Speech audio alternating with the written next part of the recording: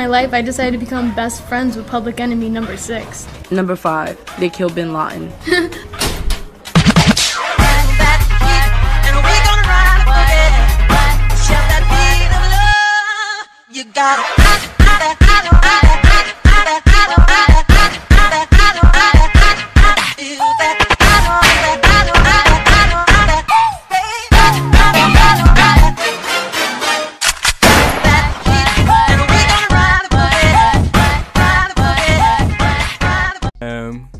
tOONs.reek Harris, also known as tOONS.reek, but the O's are zeros on Instagram, or the cartoon critic tOONs.reek on YouTube. And I draw, so I'm here to answer a couple of questions about how I draw. What inspires you to do art?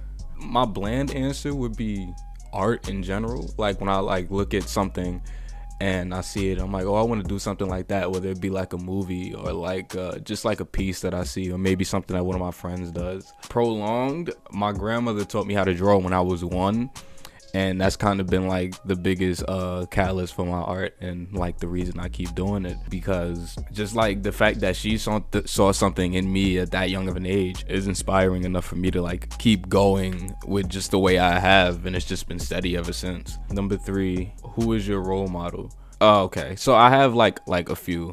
Number 1 would definitely be my grandmom's. Like I said, she taught me how to draw and everything like that. But like if you're talking about like famous artists, you know, there's like Charles Schultz, who invented Peanuts, Charlie Brown, which is probably the best comic strip ever written. I know people have an argument for Calvin and Hobbes, and it's a good argument nonetheless, but what Peanuts has done for the culture of whether it be animation or illustration in general is just astounding, and it's never gonna be matched, and it still manages to be unmatched. And then you have people like Matt Groening, who created you know, The Simpsons and Futurama, and just like 2 shows that are like even though they're kind of similar in art style, just on 2 completely different ends of the spectrum, and did 2 completely different things for the medium that we wouldn't be where we are without them. To give Futurama even a little bit more credit is that it's been noted as having the most overly qualified writing staff, because like all of the like writers from Futurama have like PhDs from like Harvard. They have like 50 collective years in Harvard,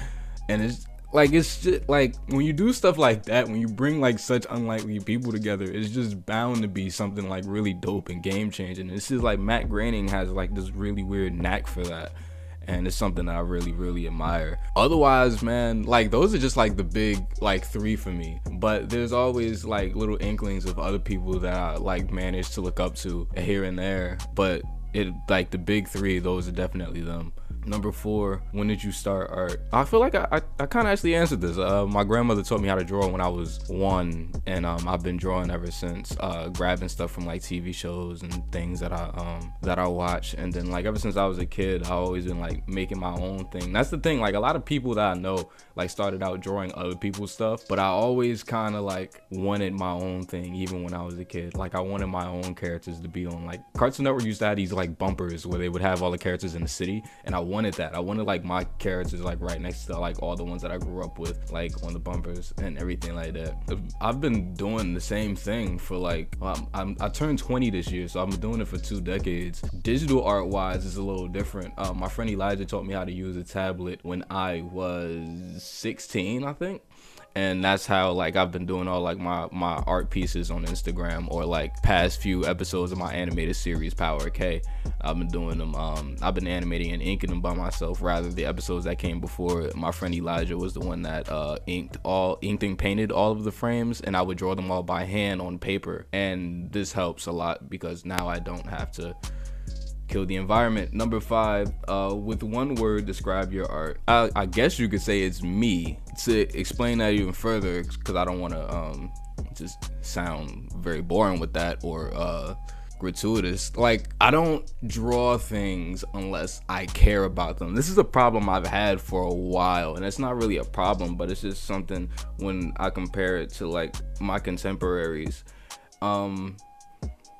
when working on Instagram and doing art on Instagram and posting pieces on Instagram in order for more people to see them, a lot of people tend to draw things that are like hot. If like a celebrity gets in trouble, you'll see like a funny drawing of that celebrity. But if I don't give a shit about the celebrity, I'm not gonna draw them. So I really I pride myself on that, and it's almost as if I physically can't. So everything you see me draw is because there's a little part of me that's like, hey, I really care about that. I did like this really gigantic, the first time I ever like stuck to the fact that I'm only gonna draw things that I care about is when I did this gigantic piece of the HBO series Insecure, created by Issa Rae.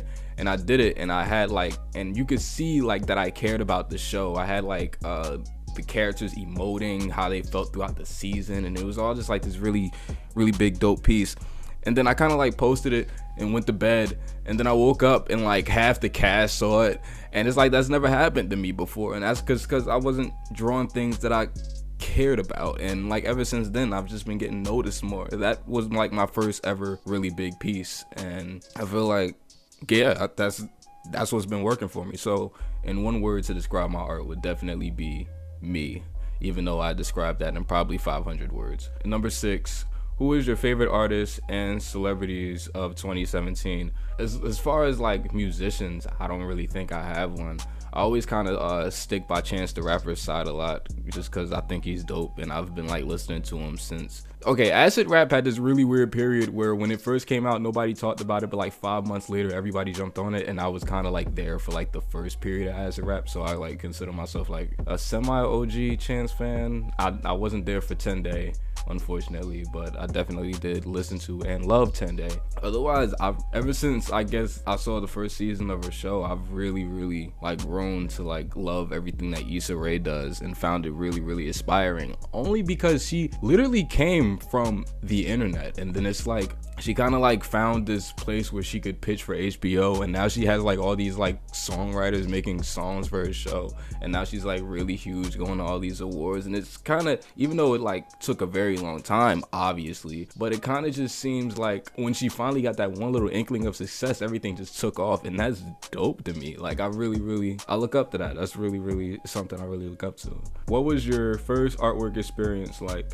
I don't really have a first art experience. Like like I said, I've been drawing since I was 1, so you would have to be extremely intelligent to remember that period of your life, which I am not. But I think the earliest one I can really remember is when I was a kid. I thought like anybody could do a cartoon. Like when I say anybody, I mean like kids. Like I wrote a letter to Nickelodeon, and I drew like a bunch of characters. I was like 6, and like I put them in an envelope, and I'm thinking like, yeah, I'm gonna mail this to Nickelodeon, and they're gonna see it, and I'm gonna work in Nickelodeon at the age of 6. And so I like put it in the envelope, and I kind of like, I didn't know how the mail system worked, so I just like threw it like through the mail slot and left it on the porch at night. And then when I woke up, it was on the dresser, and I kind of like yelled at my mom like, why the fuck would you do that? But looking now, it doesn't really make any sense. That's the earliest experience that I can remember, honestly. And finally, which famous artist would you love to meet? I would love to meet Matt Groening,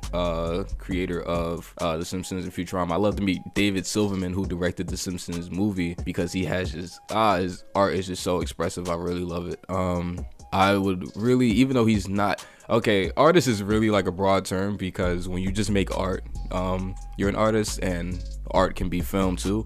I really want to meet Mel Brooks. Mel Brooks, the director of like Blazing Saddles, and the producers, because he just, I don't know, every time I see him live, it's just like an experience. He seems like he has so much to say, and I really just kind of want to meet him and pick his brain apart. And also, you know, like Chris Rock, he directed Top 5, which is probably my favorite live action movie. My favorite movie is Who Framed Roger Rabbit, but my favorite like completely live action, nothing to do with cartoons movie is definitely Top 5. I mean, there's definitely more. I love to meet like even like some like anybody who works on like BoJack Horseman or anything like that, or Gravity Falls. I love to read like Rebecca Sugar or Alex Hirsch, like all these new wave animation creators. But there's just so many. As long as I get to meet anybody, honestly, it would be dope. But that's pretty much all for the questions. So tOONs.reek Harris, creator of Power K, animation historian, animation critic, tOOns.reek, but those are zeros. And thank you for having me, and so I can answer all these questions.